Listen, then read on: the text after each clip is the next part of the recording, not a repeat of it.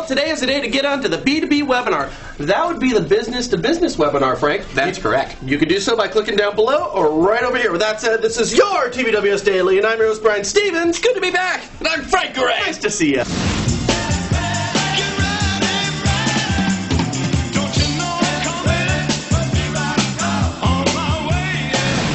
So Freddie Mac has come out and said the outlook for the mortgage industry is good. Now, yes, this is Freddie Mac prognosticating about the mortgage industry. Talk about marital advice from Elizabeth Taylor, if I've ever heard it. Now, of course, we hope that they're right? Housing starts did increase between about 1.7 and 1.8 million homes per year compared with 2.1 million in 2005. Now, this is in spite of the numbers we've lost due to Sandy. Which is good news because, as we told you last week, FHA is about to take a money draw from the Treasury. Oh, that's a bailout in case you didn't know. For the first time in their 78-year history, in spite of the fact that the Mortgage Bankers Association just came out and said FHA delinquencies, well, they're down. Now, slow down here.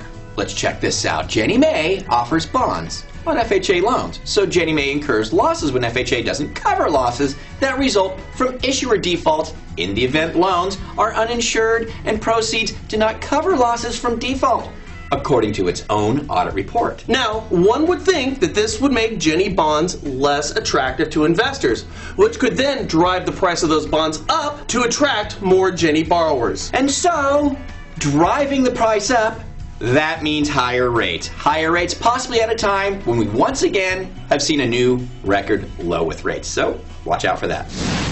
Bank of America has just doled out over $15 billion as part of their foreclosure settlement earlier this year. According to Bank of America, they're on track to meet their obligation over the next 3 years. So good for Bank of America! According to National Mortgage News, Bank of America was just ranked by consumers as having the worst customer service. So bad for Bank of America.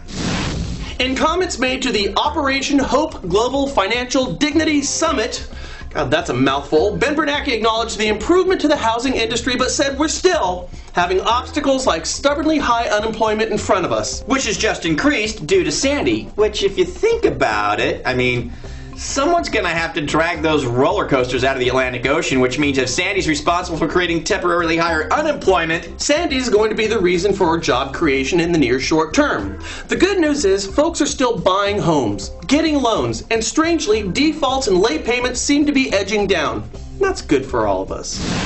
Yeah, so as far as you're concerned, it's like what Newt Rockney said.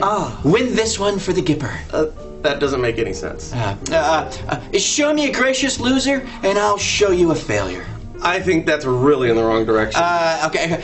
We count on winning, and if we lose, don't beef, and the best way to prevent beefing is don't lose. Yeah, I think you got it that time, Frank. So go out today, make your calls, close those deals, you know, to prevent beefing today. Good? That's great. Do us a favor, subscribe for free right over here, forward and share down below, leave us some comments, and show up at that B2B webinar. It's going to be great if you make it in time. We'll see you guys next week on the TBW's Daily Show. Bye-bye.